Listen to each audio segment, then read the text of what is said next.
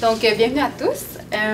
On se présente, Lao et Erika. On est la nouvelle relève pour l'école Orée de Passage. Pour ceux qui connaissent Orée de Passage, ou ceux qui ne connaissent pas en fait, Orée de Passage, c'est un organisme qui a pour mission le réenchantement culturel, donc via les rituels, via les rites de passage. Et voilà. Et voilà. Pour le thème de ce soir, l'activisme sacré, pour nous, c'est vraiment... la première fois qu'on a entendu ce thème-là, c'était en anglais. C'est « The Sacred Activism ». Puis ça a tout de suite résonné en dedans de nous. C'était comme « Aïe, aïe, c'est exactement ça ». Pour notre génération, on sent exactement que c'est ce qu'il faut amener. Parce qu'on a l'impression en ce moment qu'il y a vraiment deux mouvements. Il y a le mouvement activisme. Il y a beaucoup de jeunes qui prennent des actions concrètes, des éco-constructions, les earthships, permaculture, tout ça. Et en même temps, il y a toute la partie spirituelle, pratique interpersonnelle. On cherche beaucoup le yoga, la méditation, tout ça. Donc, c'est deux forces qui sont en train d'émerger. Puis, c'est vraiment comme si on voyait d'instinct l'arrimage, de faire l'arrimage de ces deux choses-là. On voit l'explosion que ça pourrait donner. Donc, pour ça, c'est vraiment instinctif, mais on a vraiment l'impression que c'est le cheval de bataille de notre génération. En fait, ouais. Bien dit. Puis on vient tout juste d'Arizona. Puis en Arizona, on a commencé un petit projet qui était d'interviewer des aînés. Dans notre bon québécois, on disait on interviewe nos elders. Donc on est allé interviewer quelques aînés, dont un Indien Lakota, une poète soufie. Puis la dernière qu'on est allé interviewer nous a vraiment inspiré. C'était une dame de 86 ans qui s'appelait Adèle Séronde. Peut-être qu'il y en a qui la connaissent. Elle est connue internationalement. Elle a fait beaucoup de jardins communautaires, notamment dans des communautés autochtones. Elle a écrit un livre qui est The Sacred Gardens. Donc c'est un très bon livre, oui.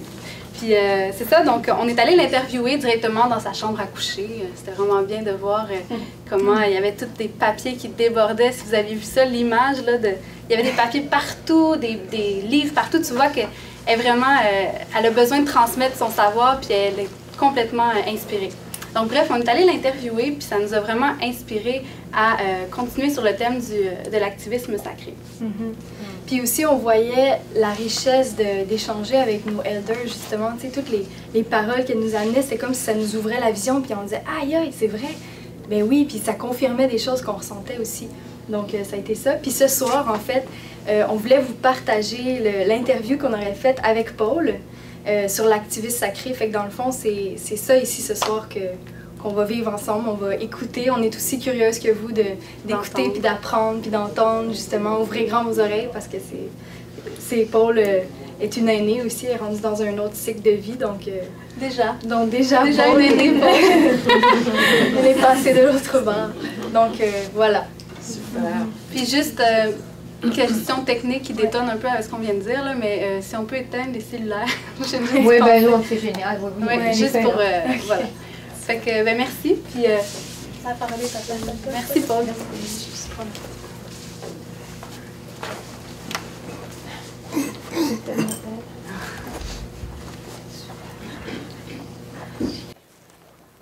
Il y a une image qui s'appelle la chouette, qui vient des Grecs, c'est la chouette de Minerve, qui est une chouette qui s'envole juste au crépuscule et qui commence à voir au crépuscule.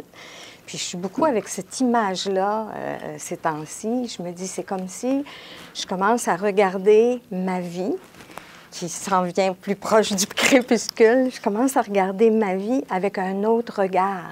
Je réinterprète complètement la réalité de ce qui a été ma vie. Je viens des années 60. J'ai vraiment eu une seconde naissance à cette époque-là. Et le thème de l'activisme sacré a été un thème, finalement, qui a été présent toute ma vie. J'aimerais vous dire que, juste avant qu'on aille avec cet activisme sacré, je suis dans l'écriture de mon troisième livre, et c'est les années 60 à l'usage des jeunes générations. Alors, je tourne autour de ce thème-là depuis longtemps. Et il y a 2 jours, j'ai eu un breakthrough complètement. Et j'ai réalisé, un breakthrough, c'est comme un breakthrough, Hein?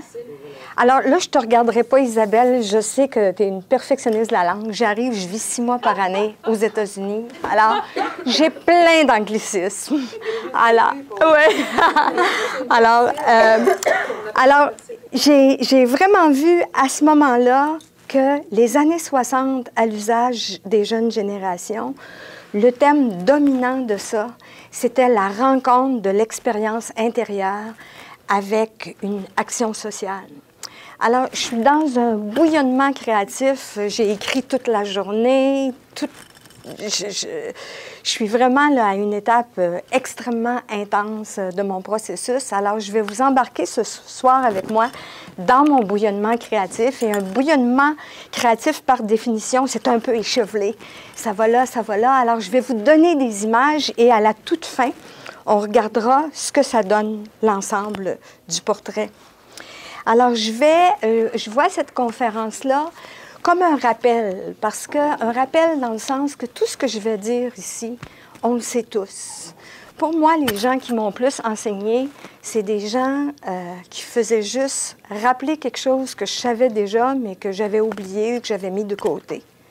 Ça a toujours été ça. Autre chose, par les mots, les textes qui vont être lus, j'espère être une inspiration pour vous, de telle sorte qu'à la fin de ce 40 minutes-là, bien, on puisse interagir, que vous donniez des témoignages, que vous ayez des questions, des réflexions par rapport à ce thème-là. Par rapport aux aînés et aux jeunes, il y a ce rêve de Clarissa Pinkola Esser que j'aime beaucoup. Clarissa Pinkola Esser est une psychanalyste jungienne. Puis un jour, elle a fait ce rêve-là. Et le rêve, elle était grimpée sur les épaules d'une vieille femme. Puis elle regardait en bas. Et là, ce qu'elle voyait, mais à l'infini, c'était la vieille femme était sur les épaules d'une plus vieille femme, d'une plus vieille femme, d'une plus vieille femme. Et dans le rêve, c'était « Oh, mais madame, mais non, ça ne doit pas être comme ça. Mais non, ça ne doit pas être comme ça. Je suis jeune, vous devez être sur mes épaules. » Et la vieille femme lui disait « Tout. C'est exactement comme ça que ça doit marcher. » Et je trouve que c'est une belle image qu'on bâtit les uns sur les autres. Et c'est quelque chose qu'on a perdu dans notre société. On est en rupture de banc avec nos ancêtres, mais nos ancêtres très récents, finalement. Pas juste nos arrière-grand-mères, pas juste les gens qui nous ont précédés de loin, mais déjà 40 ans, c'est comme si c'était du passé. On n'a plus de contact avec ça. Alors, donc, j'étais très inspirée par ce côté intergénérationnel là, qui est en train de se bâtir au rite de passage. Bien, en 78, j'étais journaliste à ce moment-là. J'ai rencontré le livre de Marilyn Ferguson et j'ai trouvé que c'était un morceau de journalisme visionnaire, époustouflant. J'étais jeune journaliste, je venais de trouver mon modèle.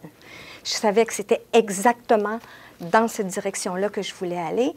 Ferguson faisait un journaliste qui était à la fois, elle avait écrit avant un livre qui s'appelait « La révolution du cerveau », qui était vraiment une somme sur toutes les recherches actuelles sur le cerveau.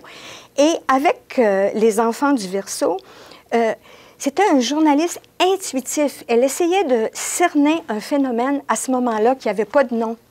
C'était quelque chose qui se passait, mais pas à la marge, même pas à la marge. Ça se passait dans les milieux d'éducation, ça se passait chez les architectes, chez les chimistes. C'était des gens qui, soudainement, étaient touchés par quelque chose, faisaient une expérience intérieure intense et étaient en train de changer leur vision du monde. Mais ce changement de vision du monde-là, il n'y avait personne pour le nommer. Un petit peu, ça me fait un peu penser quand le mouvement des femmes a commencé au Québec.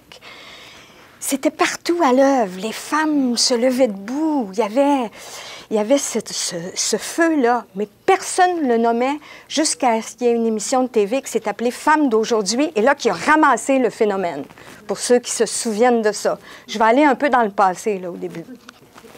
OK, alors, exactement la même chose. Un mouvement sans nom. Et elle a nommé ça, c'était comme une conspiration de quelque chose. Les gens conspiraient, les gens se reconnaissaient entre eux, même s'il n'y avait pas de signe extérieur. Alors, j'ai été rencontrer Marilyn Ferguson. Elle vivait en Californie, dans les montagnes. Et je lui ai demandé, j'étais très intéressée à ce moment-là, elle avait une expression qui était, pour elle, les visionnaires, c'était des rêveurs pragmatiques. C'était pas juste des gens qui rêvaient et qui passaient jamais à l'action, pas juste des gens rationnels et actifs, c'était la rencontre du rêve, d'un grand rêve, avec une pratique sociale. Alors, c'était le début, en fait, de l'activisme social à ce moment-là, sans que ça soit nommé, ainsi. On a regardé quels étaient comment ça se passait, qu'est-ce qui faisait que les gens étaient touchés. Alors, c'est avec elle la première fois que j'ai entendu parler de changement de paradigme. Changement de paradigme, ça veut dire un changement de vision du monde. On peut changer de toutes sortes de façons. Il y a un changement linéaire, là, où je change petit à petit, puis je me ramasse vieille, mais je ne l'ai pas vu venir, changement linéaire. Il y a un changement par exception. OK, ça, là, je crois à tout ça, excepté ceci. Il y a un autre type de changement là, qui m'échappe, je ne me rappelle plus, et il y a finalement le changement de paradigme, qui est un changement radical et total de vision. C'est comme si les écailles me tombaient des yeux et c'est comme si je voyais quelque chose qui a peut-être été toujours là, mais que je ne voyais pas avant. Alors, ça a été un moment collectif où les écailles nous sont tombées des yeux. Pour ça, ça prenait des déclencheurs. Alors, je vais faire un 15 minutes sur ces années-là pour m'en venir dans ces années-ci, OK? Alors, pour ça, ça prenait un moyen d'accès et un déclencheur. Je vais vous donner un exemple de déclencheur.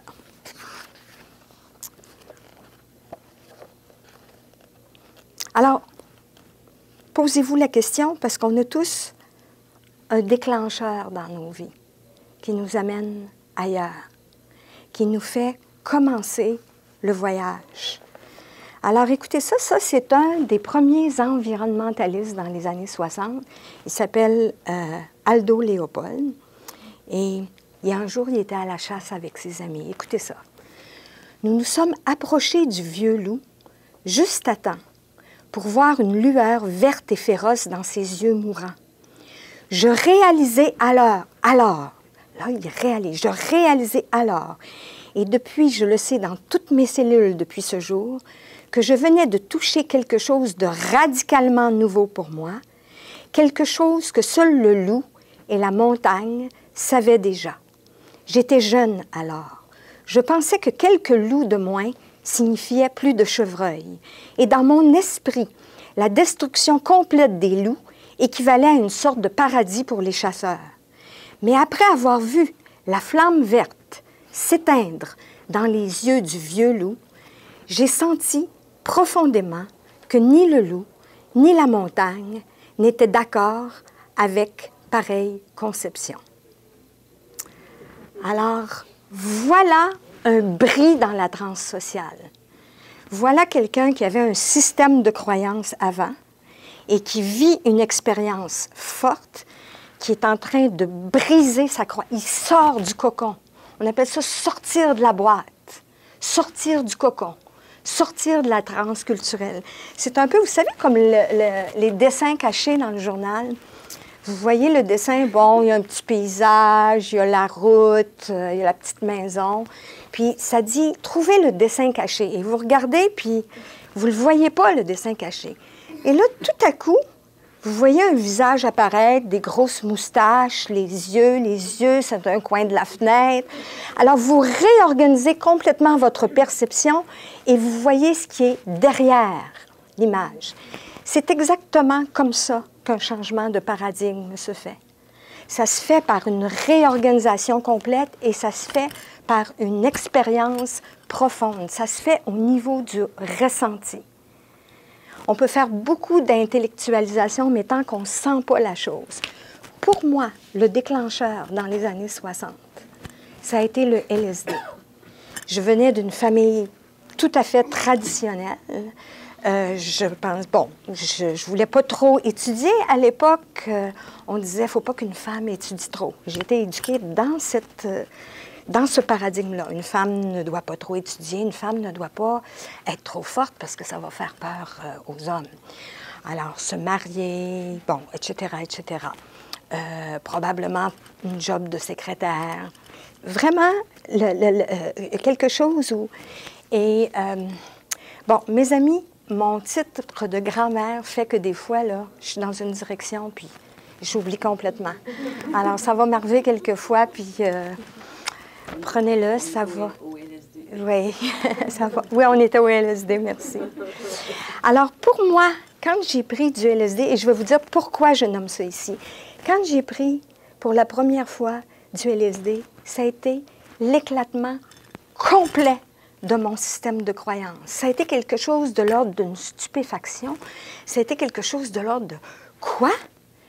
J'aurais pu vivre toute ma vie sans savoir que ces autres mondes-là existaient? » Ça a été un choc absolument incroyable.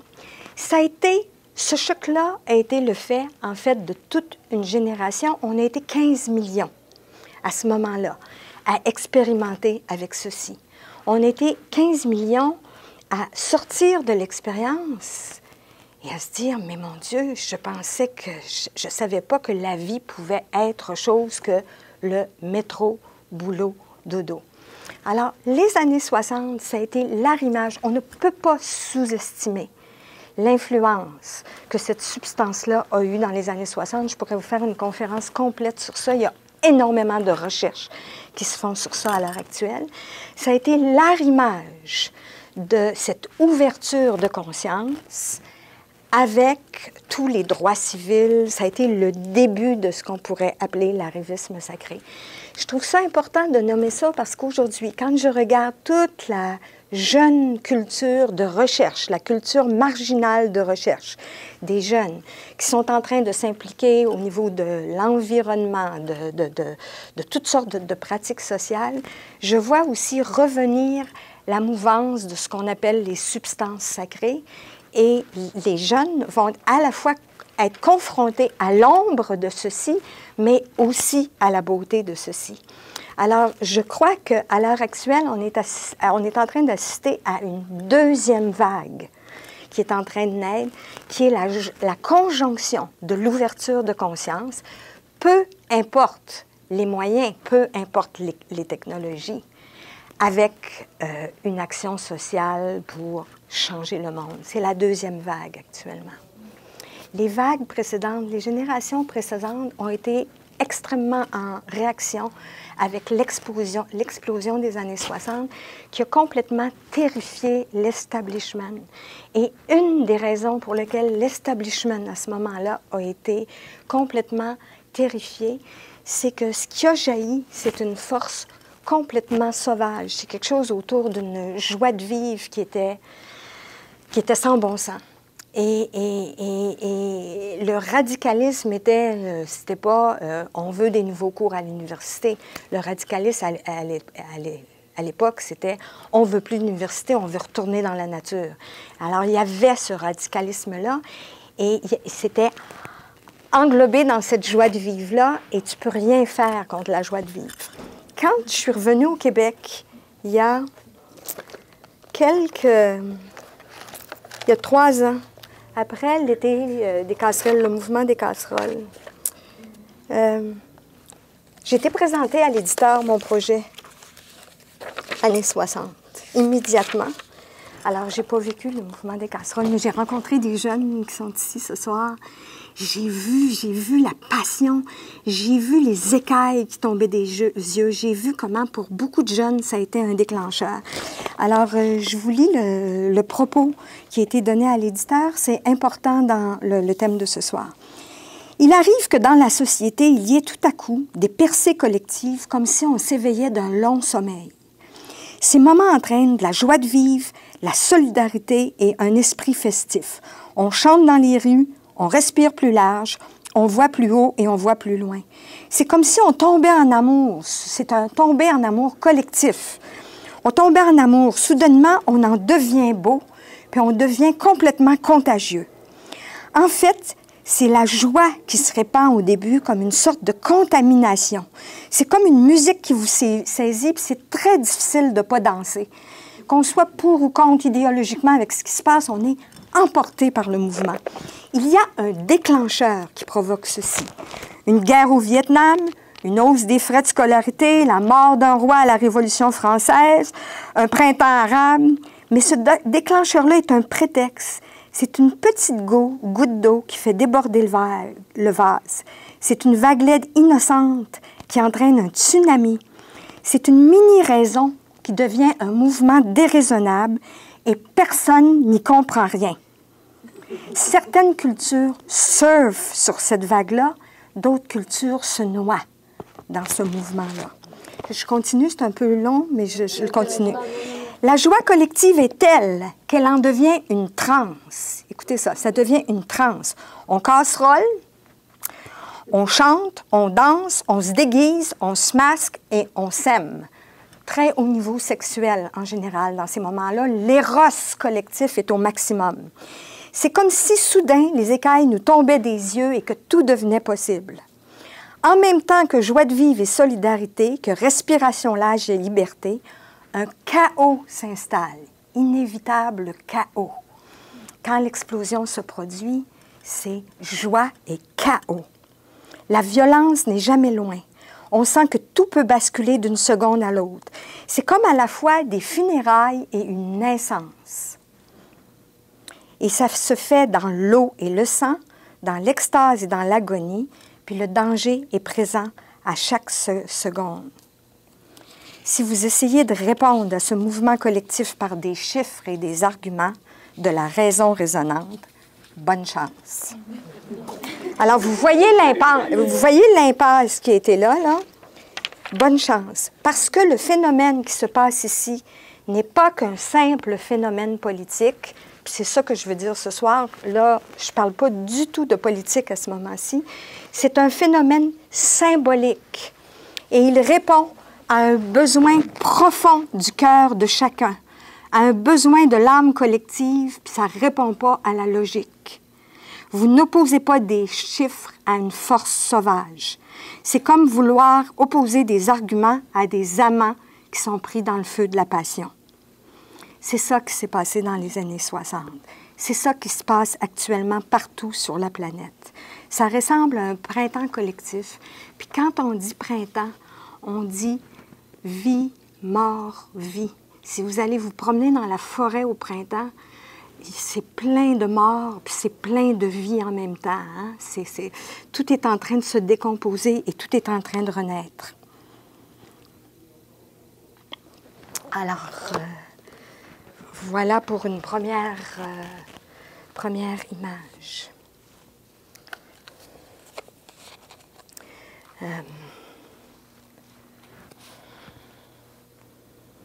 Oui. Ce qui me vient à ce moment-ci, c'est que peut-être j'ai heurté certains d'entre vous en parlant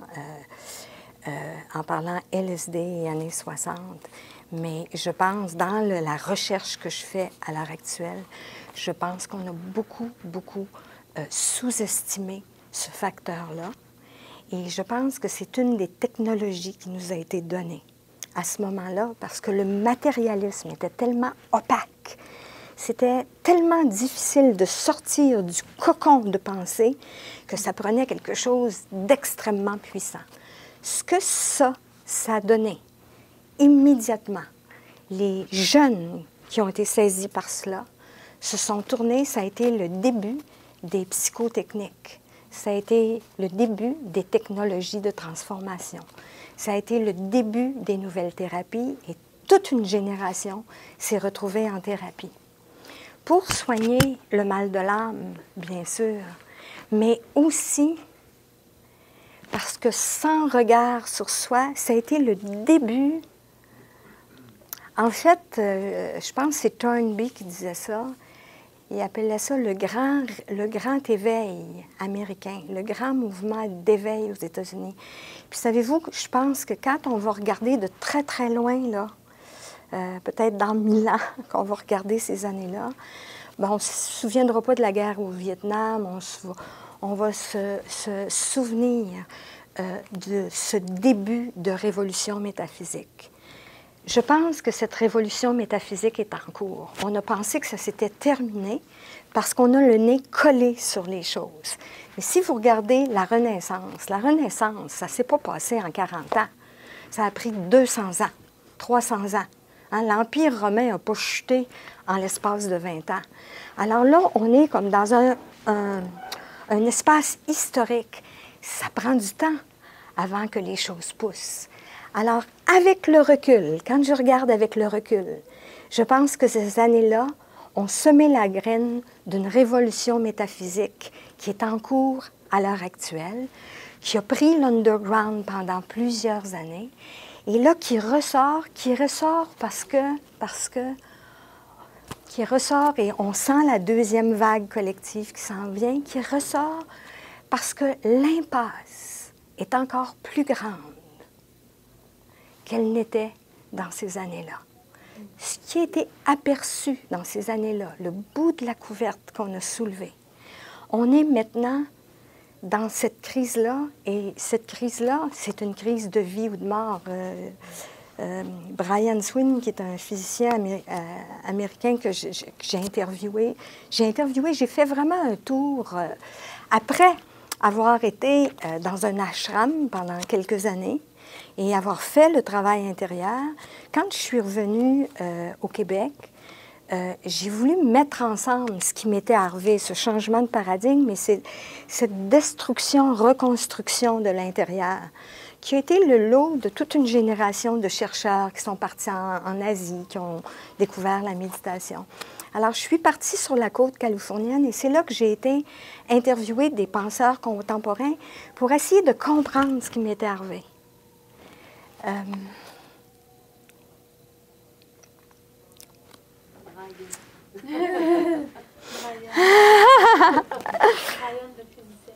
Oui, alors Brian Swimme, le physicien, disait que, je pense que en 2010, il y a une assemblée de biologistes, de physiciens, etc. Et la question leur a été posée, est-ce qu'on est en cours d'extinction massive à l'heure actuelle? Puis je pense que 90% de ces personnes ont répondu oui. De ces scientifiques ont répondu oui. Alors, l'extinction massive, elle est en cours. L'Occident est dans son cycle de chute. Et ça prend... les vagues se lèvent toujours sur fond de désespoir. Mon enseignant spirituel disait une chose étonnante et je le prenais très personnel, puis je me suis cassé les dents pendant des années sur ça. Il disait, je vous enseigne le désespoir pour que vous attendiez plus rien de la vie. Une fois que vous avez compris qu'il n'y a plus rien à attendre, vous pouvez commencer à célébrer. À ce moment-là, je le prenais très personnel. Je pense qu'il disait ça pour l'ensemble de la culture. Alors reprenons-la, puis regardons-la pour l'ensemble de la culture. Je vous enseigne le désespoir pour que vous attendiez plus rien de la vie. Au moment où vous attendez, je vous enseigne le désespoir pour que vous n'attendiez plus rien de la vie. Vous pouvez commencer à célébrer. Alors, activisme sacré années 60, activisme sacré maintenant. Je pense que la différence essentielle est dans un mot, et ce mot-là, c'est célébration. Je pense que dans les années 60, nous étions pris au départ dans une culpabilité. Et ce que vous nommiez tout à l'heure, les filles, et j'ai vu ça pendant des années, j'étais au magazine Mainmise, qui était tout le magazine underground il y a très, très, très longtemps. Ensuite, on a vu le Temps fou arriver, qui est un mouvement plus politique, puis qui est en opposition avec Mainmise. J'ai toujours vu la scission entre les activistes sociaux et les gens qui faisaient la recherche intérieure. C'est en fait notre histoire. Hein? Les marxistes qui disent la religion est l'opium du peuple et en même temps la découverte du mysticisme et toute la montée dans la lumière du nouvel âge, ça a été un phénomène social très, très important. Je pense qu'on arrive à une troisième phase à l'heure actuelle. Et cette phase-là, c'est... on ne peut plus faire d'action sociale sur la seule culpabilité. À l'heure actuelle, le mot-clé, le mot central pour moi, pour faire une forme d'activisme social et d'aller convaincre, aller chercher l'ensemble des gens, le mot-clé est célébration. Célébrer la planète. Si vous voulez aller chercher, par exemple, des gens, on sait comment le mouvement environnementaliste s'est constamment cassé les dents, cassé la gueule en voulant devenir global. Et les jeunes activistes disent, mais comment ça se fait? Personne ne le voit, personne ne voit que c'est en train de se détruire. C'est que l'argumentation est rationnelle. Ce qu'on a besoin de faire, c'est d'enchanter des gens, de faire redécouvrir la beauté de la planète. Si vous voulez ramasser des gens, célébrer les forêts, sacraliser l'eau, sacraliser le feu, retrouvons le sens de l'émerveillement puis des phénomènes. Mais c'est quoi le feu? C'est quoi l'eau? C'est quoi le feu, cette affaire-là? Ça brûle, ça réchauffe. Le phénomène, on a perdu le sens de l'étonnement. On pense que l'eau vient du robinet, puis bon, on a les allumettes, puis on fait le feu. On a perdu le sens des phénomènes. Et cette absence d'émerveillement nous rend complètement et totalement apathiques à l'heure actuelle. Comment briser la coquille d'apathie? Comment briser le cynisme? Une des portes d'entrée, c'est autour de l'émerveillement. Alors, une des formes, d'après moi, que peut prendre le nouvel activisme social, c'est de... Boy, je vais retourner les gens qui connaissent O, c'est quelque chose que vous connaissez déjà, mais je pense qu'on doit revenir là. La vie n'est pas un problème à résoudre. La vie est un mystère à vivre. Vous l'avez, le changement de paradigme, et vous l'avez, l'émerveillement, là, ici. Vous avez la graine de l'émerveillement. La vie, telle qu'on la vit, est souvent un problème à résoudre. Mais si vous regardez, mais c'est quoi la vie? C'est quoi le fait d'être en vie? C'est quoi le... On est dans un mystère absolument fabuleux. En fait, si on se rendait, on perdrait notre tête. It's fabulous. Qu'est-ce que c'est qu'une main? Qu'est-ce que c'est qu'un corps humain? Qu'est-ce que c'est que je marche dans ce véhicule tout-terrain-là? Qu'est-ce que c'est que la conscience qui regarde à travers mes yeux? Qu'est-ce que c'est que ces formes multiples-là, les animaux, les plantes, l'extrême beauté, variété de cette planète? Mais what is that? Ça s'est perdu. Et c'est sûrement pas les médias qui vont poser ce questionnement-là. Ce questionnement-là est complètement occulté de l'école et des médias. Alors, on forme des générations d'enfants sans que les questions essentielles soient posées collectivement. On imagine que le petit cul qui est dans son lit le soir, puis en dessous de ses couvertes, peut se poser les questions. Oui, mais c'est quoi, moi? C'est quoi, moi? Puis enfin, ce questionnement du beginner's mind, là, c'est de le ramener sur la scène sociale. Et anciennement, c'est une des voies de changement, l'émerveillement. Est-ce que ça va? Bon, OK. Une autre voie que je trouve extrêmement intéressante, je pense que le prochain changement, ça va être un changement par contagion. Ça ne sera pas un changement rationnel. Par contagion, et ensuite, on va regarder, puis on va en faire quelque chose. Dans notre société, à l'heure actuelle, Joseph Campbell disait « trop de logos, pas assez de mythos ». Trop de raisons résonantes. Pas assez de mythes, pas assez d'histoires, pas assez d'intuitions fulgurantes.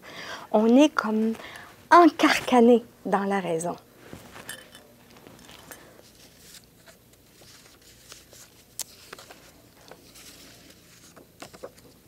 Une autre image que je vous donne en m'en allant tranquillement là où je veux aller. Une image pour moi qui a été majeure parce que après cette découverte fondamentale dans ma jeunesse, bien sûr, comme beaucoup d'entre nous ici, je me suis tournée vers la psychologie et essayé de connaître de l'intérieur comment je fonctionnais. Plus tard, ça a été la découverte de la méditation. Et la méditation, boy, la méditation, c'est d'apprendre comment fonctionne son esprit. Hein, comment ça fonctionne, l'esprit.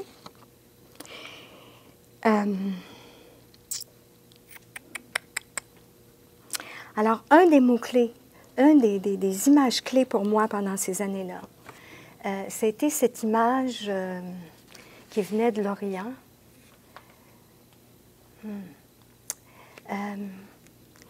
Qui, plutôt que de parler de gens malades ou bien portants, comme on parle ici en Occident, parle de gens endormis ou de gens éveillés.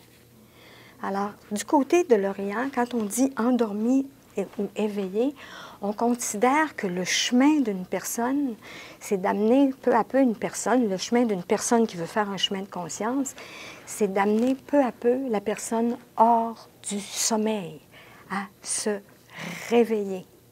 Okay? Je pense qu'on est dans un réveil collectif à l'heure actuelle. Il y a quelque chose où, pour plusieurs d'entre nous, il y a un avant puis il y a un après. Les déclencheurs peuvent être de tout ordre. Je vous ai parlé de déclencheurs collectifs. Le déclencheur, ça peut être une tragédie. C'est une annonce de maladie qui vous met face à votre mort soudain. Boy, réveil! Hein? Ça peut être une connaissance, un livre, soudain, un livre que je lis, puis ça peut être une expérience d'amour, une expérience... On a chacun notre déclencheur. Et quand on sait que cette initiation a eu lieu, que l'éveil a eu lieu, l'éveil peut prendre plusieurs formes, c'est qu'il y a un avant puis un après. Je ne peux pas retourner en arrière. Il y a quelque chose où je ne peux pas retourner en arrière. Alors, sachez que si, dans certains aspects de votre vie, vous ne pouvez pas retourner en arrière, il y a une initiation là, qui est en cours. C'est merveilleux. Oui. Parce que oui. C'est chercher l'initiation sous toutes ses formes.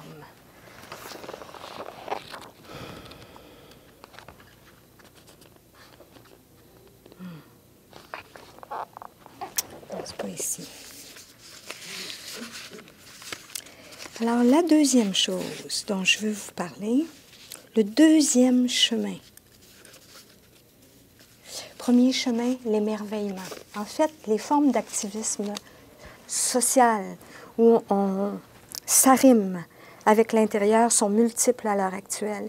Je ne pense pas qu'il y ait une forme. La voie de l'émerveillement est une des voies. L'amour est une autre voie.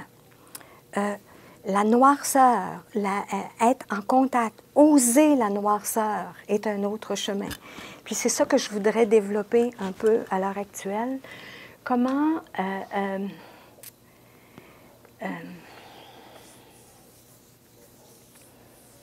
dans les roues de médecine amérindienne, vous avez à l'est le soleil qui se lève. Hein? C'est le moment où tout l'enthousiasme sacré est là. C'est le moment où le début du monde s'en vient. C'est le moment où je commence une nouvelle job, je commence un nouveau couple, je suis en train de réinventer le monde. Hein? Et cette partie-là de mon être est régie par le feu. C'est le feu sacré. C'est là que la contagion est. C'est là que l'émerveillement est. C'est là que la capacité de rassembler des gens est.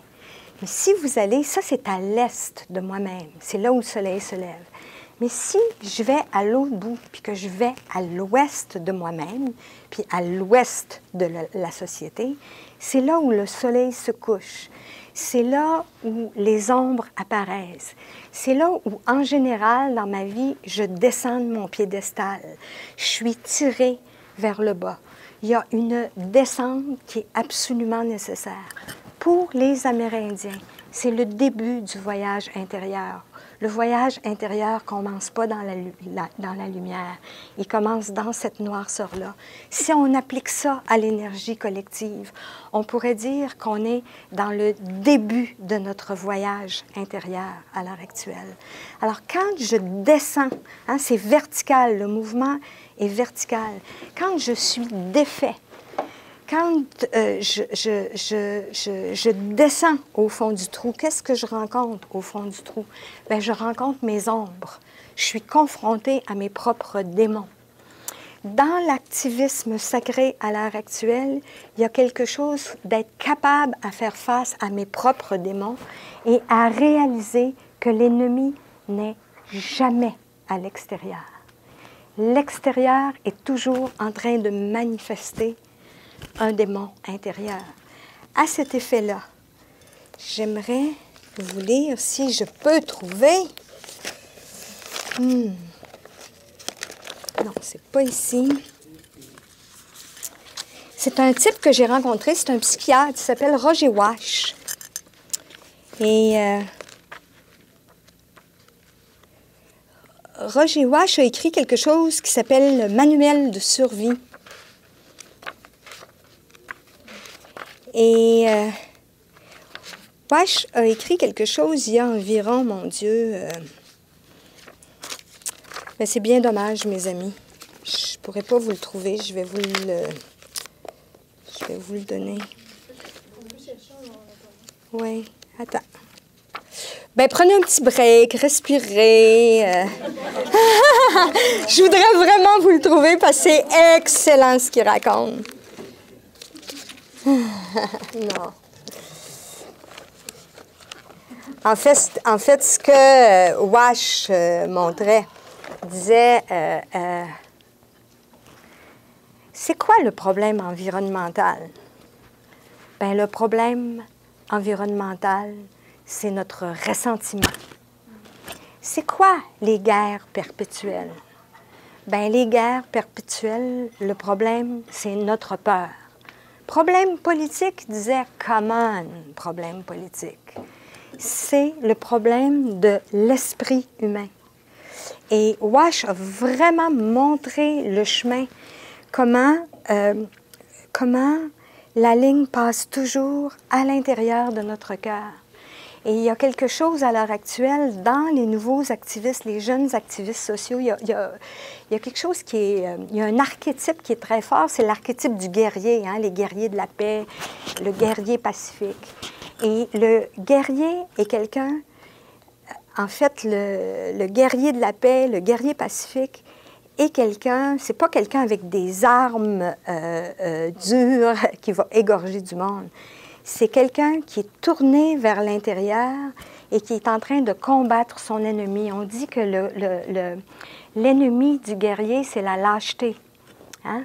Il est en train de déterrer son manque de courage. Il est en train de travailler avec sa peur. Il est en train d'apparaître dans sa force. Alors, il y a toute une veine à l'heure actuelle de travail intérieur qui est autour de l'ombre. Alors, l'ombre collective... L'ombre collective, une des ombres collectives de nos communautés, je pense que c'est addiction. On est dépendant d'absolument tout. On est dépendant de notre apéro, on est dépendant de notre ordine, on est dépendant... Le premier monde, le monde ici, le monde, l'Occident, l'ombre, une des ombres de l'Occident, c'est cette incroyable dépendance. On se maintient dans un état d'infantilisme. C'est incroyable.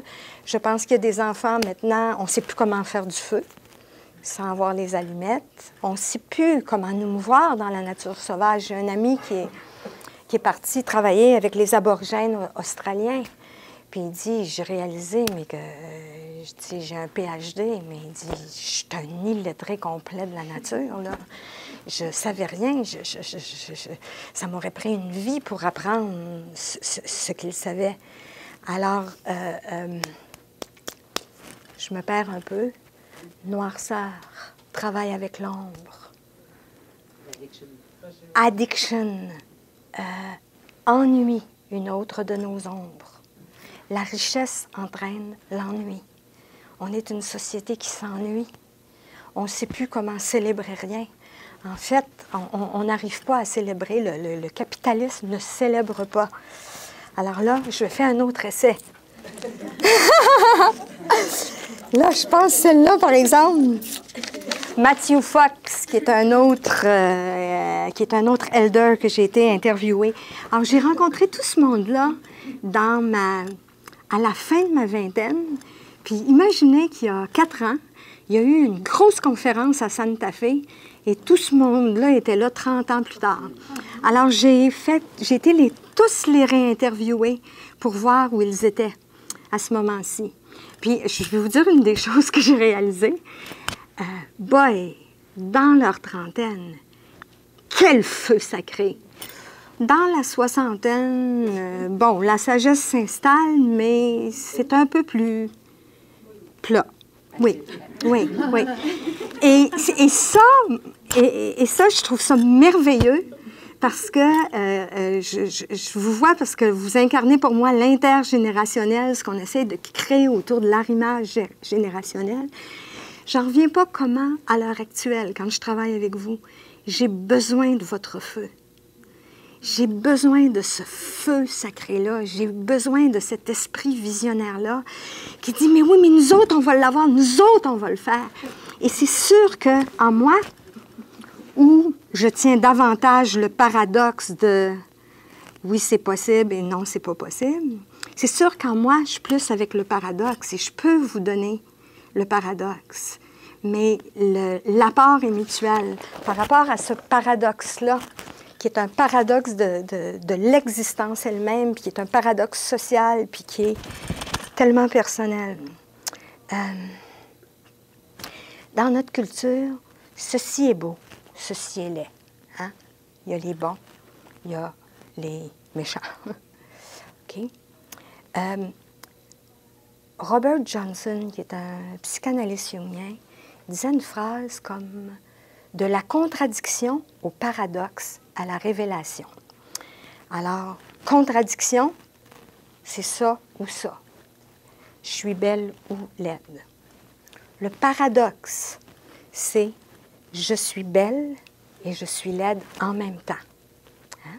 Alors, l'intelligence paradoxale, ils ont fait des études sur ça, puis ça se développe autour de 45 ans, il paraît. Au milieu de la quarantaine, il y a des études sur l'intelligence paradoxale. Alors, je suis belle et je suis laide en même temps. Et la révélation, c'est le moment où je peux me lever dans ce paradoxe-là et je me lève dans ma totale beauté. Hein?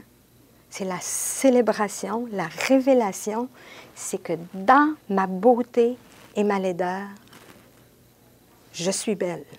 Alors là, je le fais au niveau personnel, mais on pourrait le faire au niveau collectif aussi.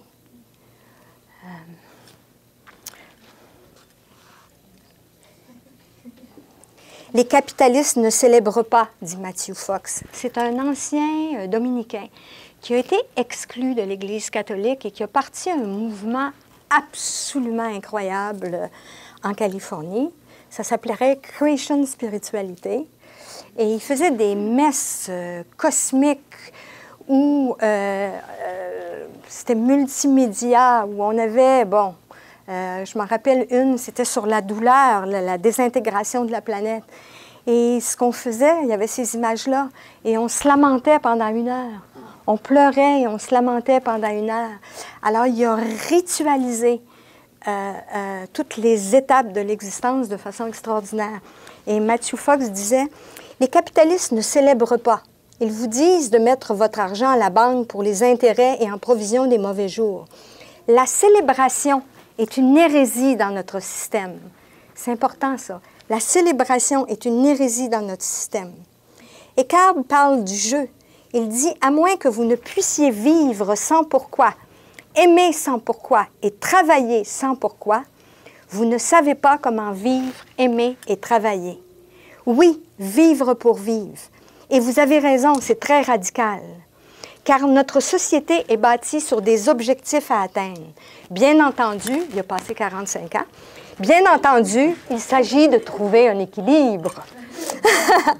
Nous devons aussi avoir des objectifs. Nous devons garder un espace pour quelque chose. Mais nous devons garder un espace pour quelque chose qui est sans but. C'est la nature même du mysticisme. Juste jouir, d'être là, jouer. Le mysticisme, c'est jouer dans l'univers, jouer avec notre imagination, avec notre corps. Le mysticisme, c'est fondamentalement érotique. Est-ce que ça va?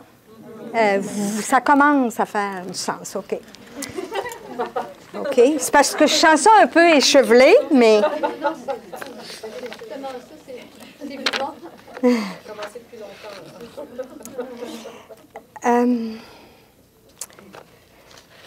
Ce Brian Swimme-là,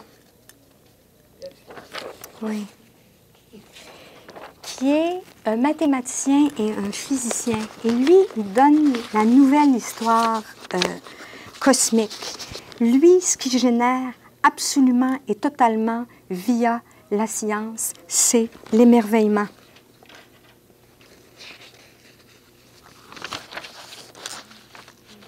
C'est vraiment simple. Il dit, c'est vraiment simple. Toute l'histoire scientifique, tient en une ligne et constitue la plus grande découverte de la science. Prenez de l'hydrogène, laissez reposer, et il se transforme en roseraie, en girafe, en humain. Ça, c'est la version courte. OK?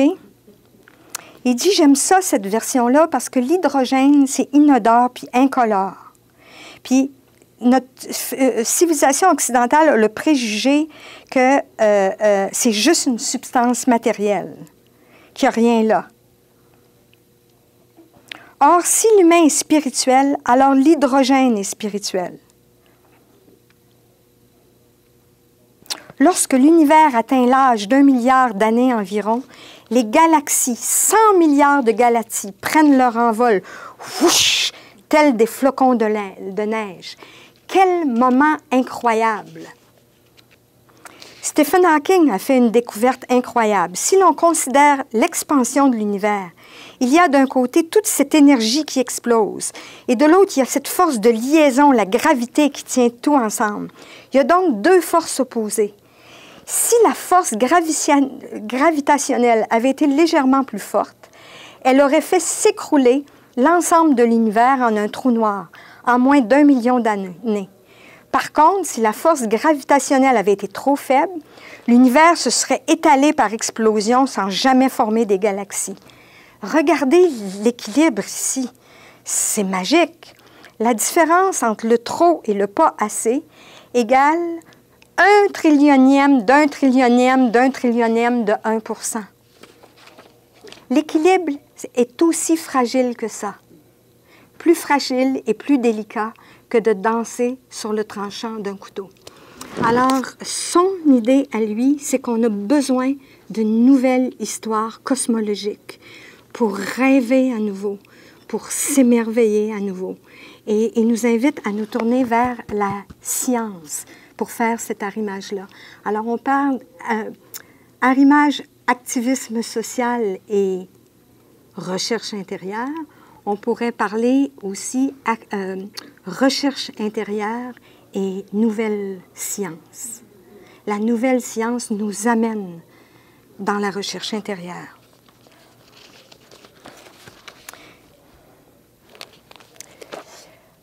Autre chose. Une crise de l'amour, une autre image. Elle vient de James Hillman. James Hillman, grand psychanalyste jungien, en fait, il a été considéré comme comme un monument à la façon de Jung aux États-Unis. Il est mort récemment. Lui, ce qu'il dit, c'est qu'on est dans une crise de l'amour. James Hillman, le grand psychanalyste jungien, voit dans la crise que nous vivons une crise de l'amour. Le langage que nous avons oublié est le langage du cœur. Pour sortir de ce trou noir, ça prendra une sacrée dose d'amour. Une reconnaissance soudaine et totale de la beauté de cette planète, une passion qui, momentanément, fera fi de tout support rationnel. La problématique qu'on a dans les mouvements activistes, très souvent, c'est comment on fait descendre l'immense masse d'informations qu'on a de la tête au cœur. Il y a, au passage de l'an 2000, j'avais fait au Centre Saint-Pierre quelque chose, ça s'appelait les Salons d'Extrême-Occident.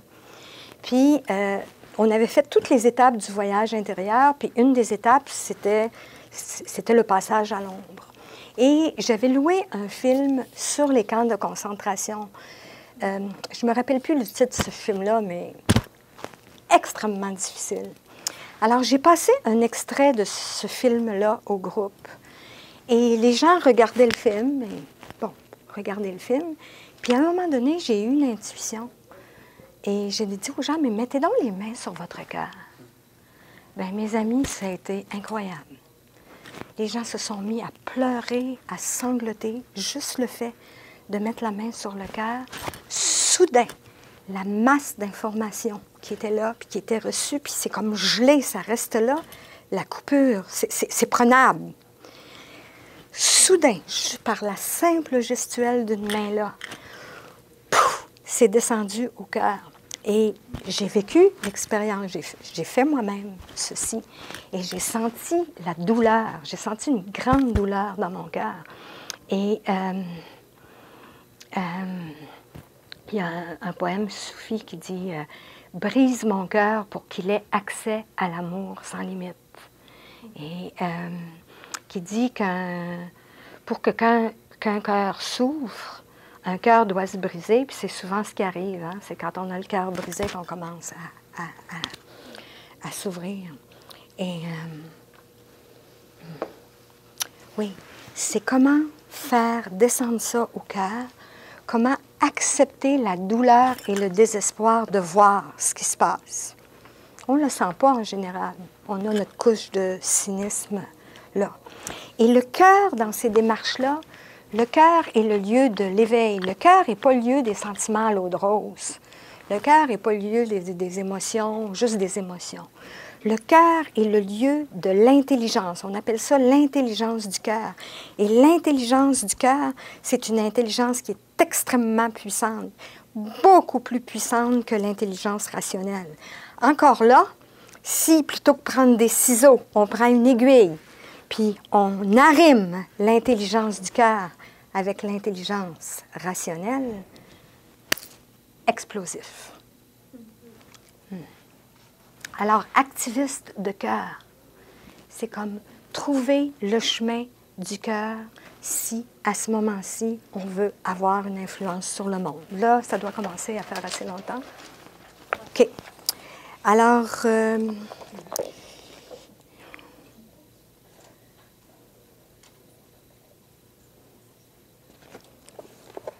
deux dernières petites citations.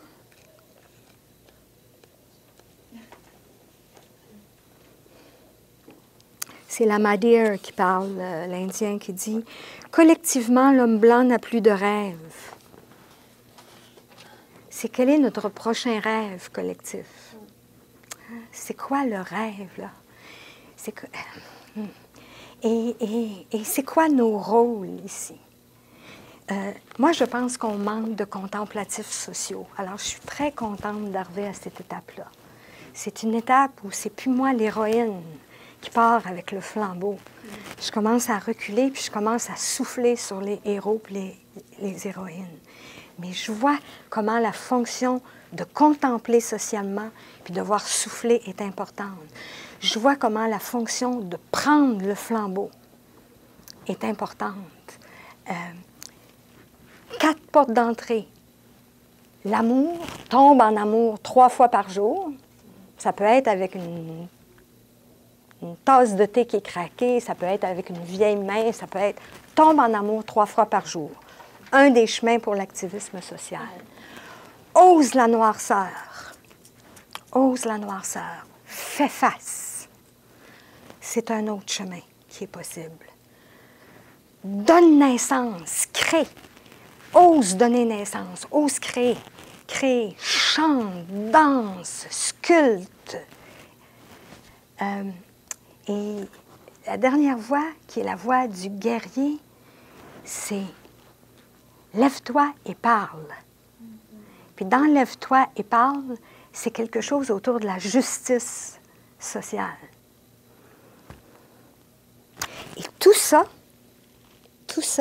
il y a un métamot qui chapeaute tout ça. Et le métamot, c'est célébrons. Célébrons this incredible patente. C'est ça. Alors, je finis avec ça. J'en avais plusieurs, puis j'ai tellement aimé ça. Regardez. You are here. You are here. C'est une carte postale.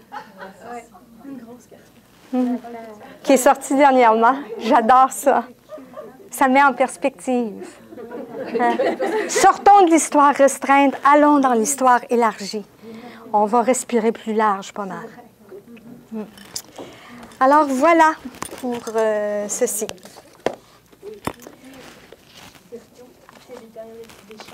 Alors, allons comme ça, des réflexions, des témoignages, questions. Oui. C'est une nouvelle génération. Moi, je trouvais beaucoup ce qu'on appelle les indigos, les nouveaux. Oui. De nouveaux indigos. Et puis, c'est vraiment important qu'on a besoin de les écouter parce que c'est pas facile. Mais en fait, les indigos, c'est à partir des années 80 à peu près. Hein. On les appelle indigos parce qu'il y a un livre, Lee Carroll, qui a écrit Indigo. De toute façon, j'ai des petites notes, je pourrais vous donner tantôt. C'est que il y avait une dame qui avait une anomalie. Elle voyait tout le monde en rose. Et à partir des années 80, elle voyait tout le monde indigo. D'où vient le mot indigo, les enfants actuels. Après, ce sont les cristals qui sont... Moi, j'ai une amie, son petit garçon avait 5 ans, il faisait 6 ans, il faisait méditer ses copains. Après, les arcs-en-ciel. Et les gens, les enfants qui s'incarnent en ce moment, c'est les enfants christiques. Ouais. Et si vous allez dans Google, il y a les chroniques d'Arcturius, je pense que c'est le 28 avril, il parle de ces nouveaux enfants en ce moment.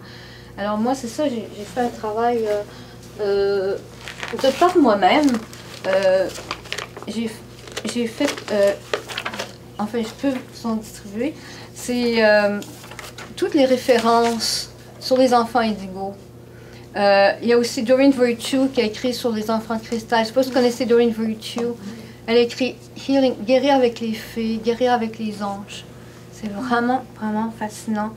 Alors, c'est vraiment important. Et cette nouvelle génération-là, c'est pas facile pour les parents de les élever parce que ils comprennent pas qu'on les dispute, ils comprennent pas. Mais ils sont tellement perdus, tu sais, ils savent pas. Des fois, tout à coup, je rentre au Dollarama, puis je m'en vais, comme on dit en québécois, direct, il y a un jeune homme qui posait des boîtes, tout à coup. Je lui ai dit comme ça, j'ai dit, t'as pas l'impression d'être échappé d'une soucoupe volante? Il dit, oui, madame. Il dit.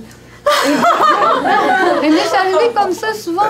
Ils viennent pour servir. Il y en a que c'est la première fois qu'ils s'incarnent sur la terre, mais ils sont tellement découragés. Ils sont venus pour le service. Alors les parents, c'est important de les comprendre. On les met au Ritalin. On pense qu'ils sont fond d'autisme parce que leur langage est des fois retardé. Mais les différences sont un vrai, tu sais. Mais l'enfant, la nouvelle génération, parleront pas, mais ils vont aller vers les gens, ils vont aller guérir les gens, ils vont toucher les gens.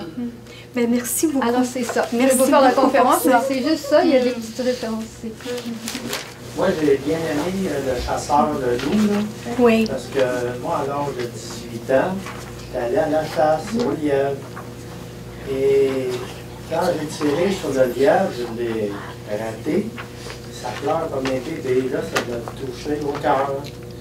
Et c'était le final de la chasse. C'est changer de paradigme, ça? Oui, c'est un...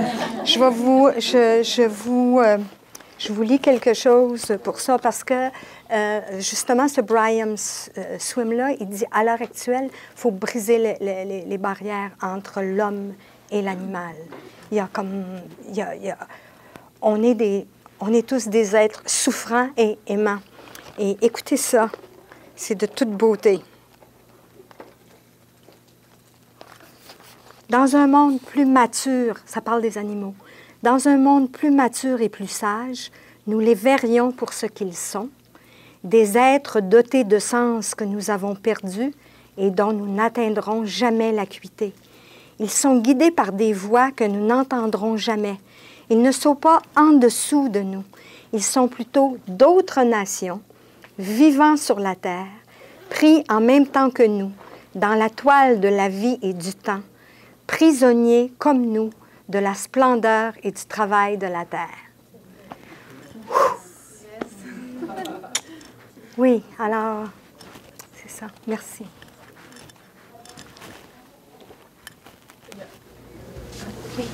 Moi, j'avais le goût de dire que c'est intéressant comment tout est interrelié parce que vous parlez d'ennui, puis on parle des aînés, puis des fois, je trouve que dans la famille, il y a un ennui profond dans les rencontres de famille, puis il y a comme une platitude incroyable dans les rapports familiaux qui fait que je réfléchissais puis je me disais, quelle sagesse ma grand-mère me transmettrait, je sais pas, c'est plat. Puis je me dis, dans les structures aussi, comme dans le monde du travail, il y a comme une telle normalisation que le sens se perd. Puis je me dis, comment arriver, moi, à arriver là avec du sens? C'est un travail, un grand travail. Absolument, absolument. Voilà. Et ma vieille maman a 95, puis elle vit dans la maison de retraite. Puis je rentre là à chaque fois. Je me dis, c'est nous, les bébés boomers, hein, qui avons créé la coupure, la rupture générationnelle. On va y goûter. Parce que je rentre là et je vois ça, les madames se bercent. Il n'y a rien là qui va soutenir, je dirais, la sagesse des vieux. Alors, la sagesse se perd. Puis, il y a une phrase de Malidoma Somé qui est superbe, puis qui va répondre. Il dit, dans une culture, quand les vieux ne font pas le travail spirituel qui leur est alloué, les jeunes deviennent violents, puis les adultes sont confus et sans repos. Alors, il montre que dans une culture, quand il n'y a plus d'arrimage générationnel, la sagesse se perd. Alors, qu'est-ce que les vieux attendent pour mourir? C'est terrible. Il n'y a plus rien culturellement qui supporte ces trésors les yeux qui commencent à voir dans le noir, les gens qui ont vu l'eau couler sous les ponts plusieurs fois. Alors, il n'y a plus de place, il n'y a plus le statut. Il n'y a plus de statut héroïque pour les vieux, il n'y a plus de statut héroïque pour les jeunes qui deviennent violents, qui cherchent partout, puis une gang d'adultes qui sont confus et sans repos. Oui. Alors, vous avez là, en une phrase, un petit traité d'écologie humaine absolument incroyable. On pourrait juste prendre ça, là, puis tirer la ligne de ça, là. C'est incroyable ce qu'on pourrait aller chercher. J'ai envie de rajouter quelque chose. Juste par rapport à ce que tu dis, c'est tellement vrai. Lève-toi dans le nez. OK. Donc, c'est ça, par rapport à ce que tu disais, j'ai juste fait comment tu pourrais dire ça? Une comparaison, dans le fond, avec toute l'agriculture aussi. C'est tellement clair pour moi, tu sais, de faire... Il y a tellement de champs de monoculture, tu sais, on met une plante, on la plante, puis s'il y a une maladie, ben tout va tomber, tout va mourir, tu sais. On fait ça avec les humains, on met les enfants tous dans un même paquet, on fait ça avec les vieux, on fait ça avec... Tu sais, c'est comme on ramène tous nos groupes d'âge ensemble comme si c'était intelligent, de un, et de deux, ce que je vois, c'est la variété. C'est comme dans la nature, en permaculture, je suis en train d'étudier ça, puis c'est exactement ça qu'ils nous disent de faire, c'est la force vient de la variété. Plus il y a différentes plantes qui sont ensemble, mieux c'est pour la nature. On fait rien dans la nature, puis ça va bien. Tu sais, c'est vert, tout pousse très bien, puis c'est vraiment, la nature sait, tu sais, puis c'est vraiment aussi observer ça. Tu sais, il faut observer les processus naturels qui sont à l'œuvre. Ils savent, sont là déjà, fait que c'est comme... de faire ça aussi avec les humains. En tout cas, je vois comme une comparaison qu'il y a là, une monoculture humaine. C'est bon, c'est vraiment bon. Merci. Bravo. Hein. Moi, je pense que le gros problème aujourd'hui, depuis déjà quelques années, c'est l'individualisme. Oui. Et malheureusement, toute l'ère de l'ordinateur et l'Internet et tout ce qui s'ensuit et qui n'est pas fini de s'ensuivre Puis en même temps, je suis pas contre parce que je trouve que ça apporte beaucoup, mais malheureusement, ça crée cet individualisme et ce retrait de chacune des personnes en soi-même. Et de là, quand Madame dit aujourd'hui c'est plate quand on fait des réunions de famille, c'est vrai, elle a raison, parce qu'on a perdu ce goût de se réunir et de faire des choses ensemble. Quand on était jeunes, nous, on jouait beaucoup à des jeux de société, nommez-les, ils existent encore, mais ils sont là sur les tablettes. Et aujourd'hui, les enfants ne jouent pas à des jeux de société avec d'autres enfants. Chacun a son iPad et il joue sur son iPad. Il est seul. Mon petit-fils a 4 ans, puis c'est ce qu'il fait, puis il y en a qui ont même 2 ans, puis ils le font. Alors, tout ça, la société a changé, c'est normal aussi. On évolue, on change, pas toujours nécessairement dans le bon. Mais il y a toujours, comme vous disiez, il y a du bon, du mauvais. Il faut que ça se rejoigne. Il faut apprendre aussi. Mais savez-vous ce que je vois quand vous dites ça, là? Je me dis, moi aussi, je regarde ce qui se passe avec la technologie, puis je sens l'addiction aussi. Puis je regarde ça. C'est comme si on va tellement loin dans la ligne de la séparation, de prendre les ciseaux, puis de couper, puis d'isoler, puis de séparer. Un de mes mentors, Jane Houston, une fois, je lui avais demandé, oui, mais qu'est-ce que vous faites? C'était épouvantable ce qui se passait aux États-Unis. C'était à l'époque où les fondamentalistes religieux étaient en train de prendre tout le système de l'éducation primaire. Alors, rentrait tout le monde dans les écoles, c'était fondamentalistes religieux, et moi, je pense que c'est une grande plaie, là, le fondamentalisme religieux. Puis je lui disais, oui, mais qu'est-ce que vous faites de cette noirceur-là? Comment vous gérez ça? Puis elle m'avait dit, don't be caught in the sunset, Paula. Ne sois pas piégée par le coucher du soleil.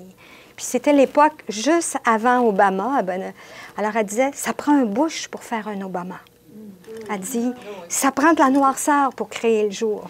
Alors j'ai comme l'impression qu'à l'heure actuelle, si on regarde partout socialement, la rupture, la dépression, la dépression est collective à l'heure actuelle.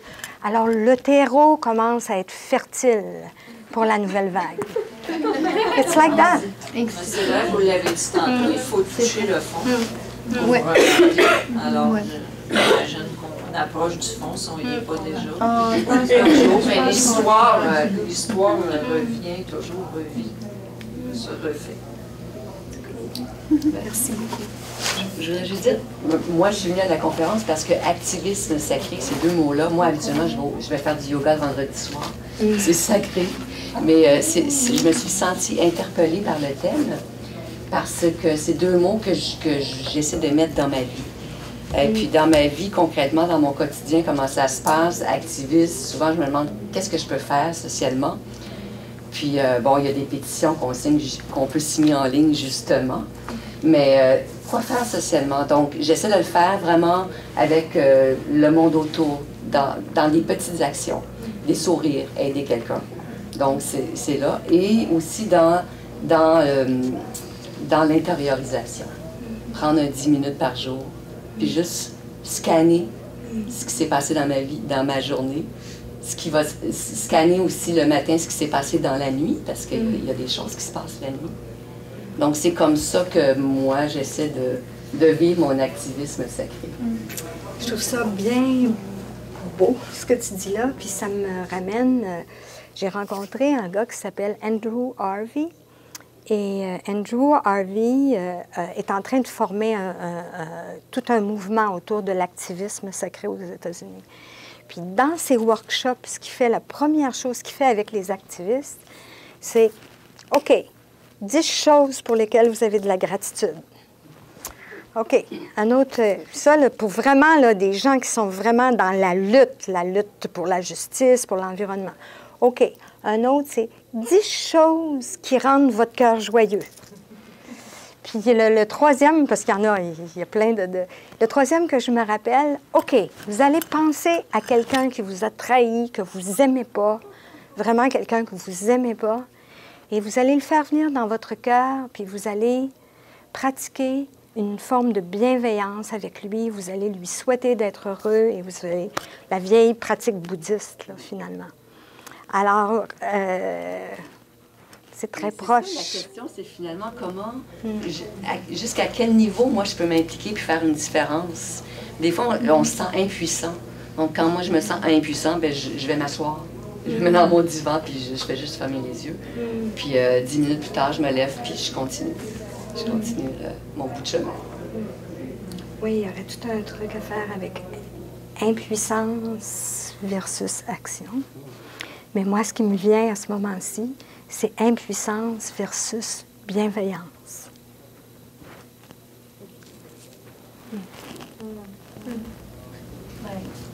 Juste dire que c'est un thème qu'on commence à développer, puis éventuellement, on a aussi beaucoup d'amis qui sont dans toutes les constructions écologiques, les serres solaires passives, comme un gros mouvement. C'est d'autres environ de notre génération, puis qui sont vraiment dans les constructions écologiques, tout ce qui est permaculture. Puis nous, ben, c'est ça en fait la grosse question, puis c'est ça sur quoi on met toute notre énergie et notre cœur en ce moment, c'est là-dessus. Puis on va peut-être développer aussi des workshops par rapport à ça, s'il y en a que ça intéresse. En tout cas, on est en train de faire le pont. Puis on est au tout début, c'est comme la conférence ici, c'est comme vous êtes à l'orée de tout ça. On ne sait pas comment ça va se déployer, mais ce qui est sûr, c'est qu'on est là, puis que ça avance très vite, puis que ça chemine bien. Fait, en tout cas, ça j'ai envie de dire. C'est l'espoir. Moi, j'ai envie de dire que, enfin, d'après ce que j'ai compris, moi j'adore descendre dans la rue, scander, faire les manifs, machin, etc. Mais j'ai comme l'impression que activisme sacré, on ne peut pas aller faire ça sans avoir fait un chemin à l'intérieur aussi pour que ça prenne une ampleur, un tout et non pas juste une action qui est séparée du tout, du respect de la vie, si tu le fais sans travail intérieur, tu le fais sans fondation. C'est ça. C'est Clarissa Pinkola essaie de cette merveilleuse image, la rivière sous la rivière. Alors, il y a la rivière, et sous la rivière, il y a une lame de fond qui n'est pas du tout prise dans les va-et-vient comme de la vie quotidienne. Et cette lame de fond-là est extrêmement puissante. Et si je peux créer mon arrimage avec cette lame de fond-là, je suis plus à la même place que dans les up and down de la vie. C'est un autre point de vue d'intervention. C'est plus neutre, puis c'est fondamentalement bienveillant. J'aime bien l'expression neutralité bienveillante, qui est le propre de la méditation d'ailleurs. OK. On peut prendre une dernière. Oui. OK, alors 3 petites shots. Oui. Oui. Moi, ce que je voulais dire, c'est que je suis très en réaction avec le discours sur collectivité versus individualisme. Oui. Parce que il y a un individualisme, et je trouve que comme plusieurs témoignages qui concordent de ça, individuellement, on peut faire le choix de réfléchir à certains trucs, puis c'est pas nécessairement en opposition avec le collectif. Être individualiste, c'est aussi faire des choix très individuels, mais qui ont beaucoup plus d'impact sur toi-même. Puis au-delà de ça, ça va prendre un aspect collectif. Puis moi, par rapport à l'activisme et tout ça, puis par exemple avec la grève étudiante, je trouve que les personnes de mon âge, en tout cas, on nous a beaucoup reproché nos paradoxes. Mais j'ai l'impression que c'est des bons paradoxes. Nous, on va dealer avec justement la technologie, puis aussi toutes les thérapies, tout ça, je pense que c'est très présent aussi dans notre culture. Là. Mais ça fait qu'on devient beaucoup plus critique aussi sur un paquet de choses. Puis de mettre ça en lien, c'est beaucoup plus complexe. D'avoir des paradoxes, c'est beaucoup plus complexe après de faire action. Puis ces paradoxes-là, en étant complexes, je trouve qu'on est plus porté à faire des choix individualistes, puis c'est pas mal, c'est nous, on interagit avec ces liens-là qu'on fait, puis ça fait des choix individuels qui sont pas mauvais pour autant. Moi, il y a une image qui me vient pendant que tu parlais, c'est beaucoup plus facile. C'est une histoire zen où, à un moment donné, le maître dit aux disciples, garde, coupe ce bout de bois-là. Il coupe la branche de l'arbre. Puis ensuite, le maître dit, bien, regarde, remets-la à l'arbre. Puis c'est facile de la couper, mais c'est pas facile de la remettre ensemble. C'est une image qui m'est venue pendant que tu parlais. Aussi, ce qui m'est venu, c'est Joseph Campbell dit « Follow your bliss ». Follow your bliss. Ton chemin est unique, tu es ta propre autorité. Suis ta béatitude, trouve le chemin qui a du cœur, et ce chemin-là, c'est ton chemin d'action. Et je terminerai avec ça. Effectivement, opposer les deux, il y a des cycles plus où on se retire, puis on est seul avec soi, et il y a des cycles où on revient. Et si tu regardes tous les grands maîtres spirituels, Lao Tzu, Bouddha, etc., ils ont eu leur cycle de retrait et ils ont eu leur cycle d'émergence. Et moi, ça m'a beaucoup agacé sur les bébés boomers de dire « Ah, vous êtes partis, puis vous avez... » Non, non, non, non. On a senti le besoin de revenir à l'intérieur pour mieux réémerger après. Alors, je pense que je suis assez bien dans ce que tu dis. Oui. Je sens qu'il veut vraiment... Oui. Ah, Claude! Moi, je ne pourrais pas partir, c'est sans te remercier. Oui. Sans te remercier pour l'exposé qui n'était pas du tout confus. Au contraire, c'est un feu d'artifice, c'est un bouquet. Puis, je veux surtout te remercier, je me laisse debout pour ça, pour dire, ça fait longtemps que je te connais. Tu es la première personne dans ma vie que j'ai entendue qui parle de réenchanter le monde. Ça me touche profondément. Parce qu'on n'entend pas ça suffisamment. Des gens qui se lèvent debout et qui disent qu'ils veulent réenchanter le monde. Moi, ça me touche profondément, puis ça me guide. Parce que je pense que c'est vraiment le fil de la merveille est là. Comme parlait, je ne sais pas si vous connaissez Christiane Singer. Ah, Christiane Singer qui parle justement de suivre le fil de la merveille. Puis je vais sortir du plus sombre des labyrinthes. Je vais sortir du plus sombre des labyrinthes en suivant le fil de la merveille. Donc, c'est exactement ça que pour moi, tu es dans cette tradition-là, cette foi-là. Suivre le fil de la merveille. Puis là, on va arriver au paradis, on va arriver au nirvana, on va arriver... Claude. On va se rendre compte.